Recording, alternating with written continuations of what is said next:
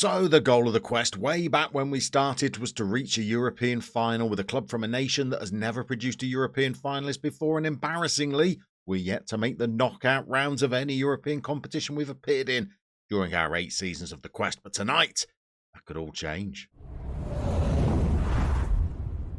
So we are in the UEFA Europa League knockout playoff round. If we were to win tonight's game against Molde, not the toughest tie that we could have been handed in this playoff, by the way, we would qualify for the last 16. Who knows? We go one round further than that. We're in the quarterfinals of European competition and not the Conference League either, my friends. That would be the Europa League, and things are looking good for our European qualification for next year. Not that we are comfortably qualifying for Europe, but there's a good chance we might come 5th in the league, meaning our last season of the quest would place us in the Conference League rather than one of the tougher competitions. And here we are. In truth, it's very congested in the middle of that table. We are not a million miles away from the relegation playout. We are a long way behind Hajduk, but we do have games in hand on every other team in this division. If we were to win our game in hand, well, that would put us 3 points comfortably above Istra. They've actually played 2 games more than us. You'll see that Dinamo are still languishing down there in 7th. We're still checking to see whether they sack their manager, because you never know.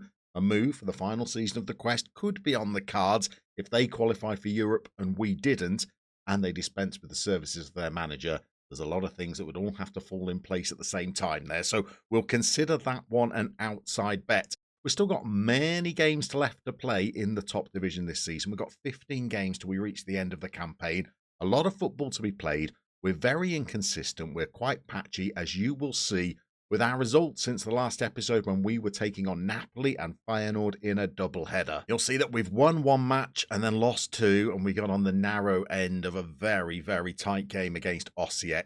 We beat Istra 3-1. That was an important result, as they're one of the teams contesting for that 5th place. Goritza are having a great season. They're 3rd in the league currently. They beat us 2-0, and it was fairly comfortable for them. And we had poor performances from every single player out there on the pitch. The win that we did pick up was good because it meant that we got more goals for Benny Traore. He really is coming good. It's a pretty dominant performance, this one. We played very, very well. The Osijek game, we were ahead through a Mari penalty. He got his 2nd penalty of the game to equalise, to tie the game up at 2-2. Joe Taylor put us 3-2 into the lead before we conceded a very quick equaliser. And then an own goal put them 4-3 ahead. And we weren't able to fight our way back into this game. And given that we only had 3 shots on target, and 2 of those were the penalties, the other one was Joe Taylor's goal, probably didn't deserve a point from that game. The other highlight is the first leg of the tie against Molde. But my friends, it could have been so much better if it wasn't for a needless sending off. We raced into a 2-goal lead and were looking superb. We scored our 2nd through Kambwala, who came up for a corner in the 20th minute. 60 seconds later, Cresswell is putting in an absolute horror tackle. And in the blink of an eye, we are reduced to 10 men as he sighs through his opponent. And we're having to use substitutions and make tactical changes just to try and preserve our 2-goal lead. It meant that when one of our other central defenders got a knock late on in the game, we had to bring on our 5th choice central defender, Blaženko Krajncic. Now, no drama there. He looks reasonably decent in terms of his attributes. He's got a decent value, but the trouble was that he had body language of aggressive. And I knew, despite the team talk that I gave him as he entered the pitch, he was going to go on there and do something stupid. And he duly delivered by giving away a penalty that Molde converted in the 79th minute. And it means that now, heading out to Norway, the tie is still very much in the balance when it should have been over and done with after the first leg. Now, a lot of the very strongest teams have already qualified as of right for the last 16, but some of the bigger clubs that are in this playoff are struggling. Tottenham are 2-0 down after their first leg. Either one of Wolfsburg or Sporting are going to be going out. You never know. Aston Villa might just succumb to Napoli. And we know from playing Napoli in the league phase that they are not completely infallible. It might even be that the Cypriots Apoel progress ahead of Nordsjælland, and Betis might go out as well. So it does look like we might be able to just squeeze a round or two extra out of this Europa League competition. But we need a win tonight, and the squad is lacking a lot of bodies. So many players are missing. Backup central midfielder Zumba is unavailable for tonight. Our starting left-back Jesus Vasquez is still a couple of months away from returning to fitness after almost 4 out already. His backup Ivan Milicevic also has an ankle injury. He's going to be missing from tonight's game as well. Cresswell is going to be suspended, so we can't call on his services. We've got players that would ordinarily make the bench in such an injury crisis but are not registered for the squad, so we have had to call up some players from the under-19s just to make a bench that already contains 2 backup goalkeepers, just so that we have enough bums on seats, and we are up against it tonight. We rested lots of our first choice players for that game against Osijek, even though they are top of the table, and we still got a 4-3 game. Tonight, a lot of our first teamers return. We've got Pubel now safely installed as our starting right back and playing modestly well. We've made the rather controversial decision to sell Dragan Samardzic to Porto. He is now worth a rather inflated 9.4 million. We got just 2.4 million for his services, but we have loaned him back for the remainder of this season, and I'm hopeful we might be able to snag him on loan for next season as well. And then we'll have made some money that we can plough into our wage budget for our final season of the quest without really losing his services. We've also got other want-away players. Christoph Daniek has decided that he's going to consider his options at the end of his contract, but that's not until the end of next season. But we did fall out with him, trying to assure him that this is the club that he should see his future at. And in the very next email in our inbox, Willie Camboala came into the office and explained exactly the same scenario. He thinks better opportunities lie elsewhere, and so he's going to be off, but his contract is not up until the end of next season either, so we will retain the services of both, should we choose to, for the remainder of the quest. With our 2 first-choice left-backs out, it means that we're going to have to play winger or striker. Bartel Kardrum there tonight. He's certainly a good attacking left wing-back. Defensively, well, he is far less secure, I would say. It means that with Cresswell suspended, we're going to have to bring Novo Selic into the starting lineup for today's game. We're going to have Babunya and Lela in midfield. We're going to have Amaya, who scored against Molde in the last game, and Traore, the resurgent Traore, the Traore who is even our top scorer this season in the league. It doesn't make it into the top goal scorers overall of all the teams competing in the top division, but he's not a million miles off. And considering that he didn't score in his first 348 games this season, to be equal 10th, I think he is not an absolute disaster, and he's making his way up the goal scoring charts, and we're hoping that he can produce some goals for us tonight. I feel that we're going to have to score against Molde in order to make progress, but if we did, would be setting up a final 16 tie in European competition for the first time since we started this save. And we are underway, and with a kickoff highlight as well, as Molde start with possession. They try and force a ball forward. It goes wildly out of play, and now we're off proper. I've tried to be very upbeat about our chances so far in this episode, talking about how we could qualify for the Conference League next season. We could even make the last 16 of the Europa League. There is another scenario that we'll explain, by the way.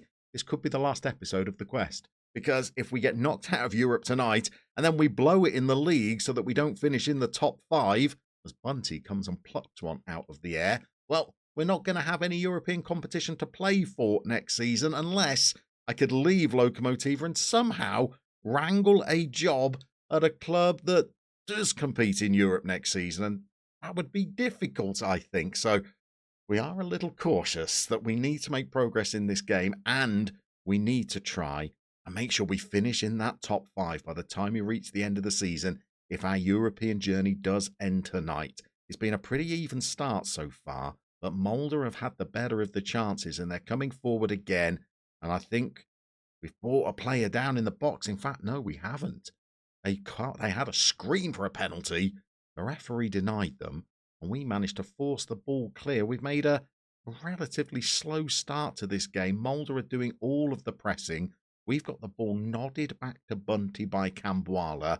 And now let's see if we can have a little spell of possession of our own and try and create a chance. We've got Adarabioyo back into the team tonight, although he's another player that wants away. We've tried to bring the ball forward. We've got dispossessed pretty comfortably. Now Alan Hansen has the ball in the midfield areas, pulling all the strings in there, the veteran. And I fear this is not a highlight for us once more. We're running around, we're harrying, we're pressing, not winning possession of the ball. And Petch feeds it out into the right-hand side of the pitch. The cross is coming in. It's nodded wide by Ødegaard. We are living a little dangerously, I would say. Halfway through the first period, no shots on target for us. 5 efforts for our opponents. 2 of those have troubled Bunty. Now we've finally had an effort on goal. And we've got the ball again. And it counts for nothing because we give the ball away once more. We've got static defending from our right back as well. Not really putting a challenge in. They've had another effort that's been charged down. We give possession back to them once more. I think we might need to make some changes at half-time just to try and get a little bit of control of this game. Our opponents have got an XG of 1.36 already. We're incredibly lucky that they haven't scored. We're still ahead at the interval overall on the tie. But look at the XG match story. We have flatlined. But on 51 minutes, it's Mulder who are coming forward again. They've had yet another effort. It's clipped off one of our defenders. It's gone behind for a corner.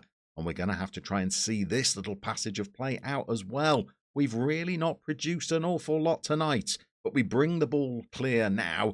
Yet again, we give possession back to our opponents. We've made it through just about to the hour mark without conceding still. We're going to go in, assess the fitness of our players and see whether there's anybody on the bench over the age of 12 that we might be able to bring on. Dragan Samardzic enters the fray, alarmingly to play as a left back rather than a right back where he's more at home. But Cardrum was really starting to feel the pace of the game. So we've made that change. We've cleared the ball to the halfway line where we don't have any players.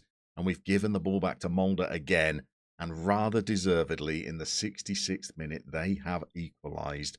And now we are facing a very long last 24 minutes, even to try and take this time to extra time, because we've not really had a chance of note so far in the game. It's a good finish. Bunty is absolutely stranded. And once more, I think we need to go in search of a goal to try and make sure that we qualify for the next round. Okay, a couple more substitutions have been made. Let's see whether they can spur us into life, although it doesn't look like it so far as Matson comes forward on the left flank and they've got another chance. They've hit our defenders again. We've done a good job of crowding the box so far this game, but not a good job of attacking our opponents. Babania thumps the ball clear, can't even reach the halfway line. We've got to win it back all over again. Pupil is the man to do that. He lumps it out for a throw-in. But it's all very last-ditch, desperate defending by us. We've brought Mahmoud on, another one of our substitutes. He gives the ball back to Novoselic. Of course, he gives possession of the football away. And we are being counted on once more. They seem to have an extra man, even in the second leg, like they did in the first leg when we had Creswell sent off. And they're attacking us at will. And Alan Hansen is in. And Alan Hansen has scored. And we're 2-0 down on the night. And with 3-2 down on aggregate, this is starting to look desperate. We've got 15 minutes to try and save the game. We've gone attacking. We've also changed one of our midfield roles to attacking as well. Has it produced as much as a shot? Well, not for us, as they've had a free kick that cannons into the wall and another effort that they have seen smuggled behind, and they take the corner. And we've got 10 minutes to try and score a goal in a match where we've done absolutely nothing. We've got Reyes, who, if he's quick, could lead a counter-attack there. Unfortunately, he's too ponderous, and we've had to wait another moment for our next highlight. Here's Novoselic, one of the guiltiest parties when it comes to giving possession of the football away. We've got Samardzic, who just runs into a defender, who easily plays it back to his goalkeeper. And Matson, the left-back, is coming forward for them again. They seem to have a lot more time on the ball than we have, although we have robbed them, and Samardzic has got it. He's going to be on his weaker side. He's going to have to check back. In fact, he doesn't. He sends a cross into the box, and Cami Reyes heads it over the bar. That's the first highlight of note we've really seen by us. It's not going to be enough. It's all coming too late. 5 shots, 2 on target, an XG of 0.17. There's nothing more that we can do from the bench. Although we've got a corner late on. If this could lead to a goal, I wish I'd gone very attacking and the goalkeeper had come up. We sent it in. Cambuala wins the ball. I think the referee's looking at his watch. Cami Reyes has got the ball. He sent it Traore's way. He's offside as he tries to give the ball back to Babanya. And we've lost 2-0 out in Molde. But it was in the first leg with the sending off that the damage was done. So there is good news. I threw the water bottle and the players responded positively. That at least made me feel a little bit better. But I think the honest truth is that we are failing year after year to make meaningful progress in Europe. I don't even know whether we're going to be able to qualify Lokomotiva for Europe next season. That is going to be a struggle given the way our league form has been recently. Maybe we just need to resign from this club, try and find a new opportunity for next season at a club that would give us a real chance, although I fear it would have to be the Conference League or nothing, because I don't think we're going to get a job at a club big enough to allow us to make any progress in the other 2 competitions. But we're going to see you next episode. We're going to find out whether we're at Lokomotiva or not, and we're going to see whether this series has one last storyline, a twist that might just lead us going to a European final.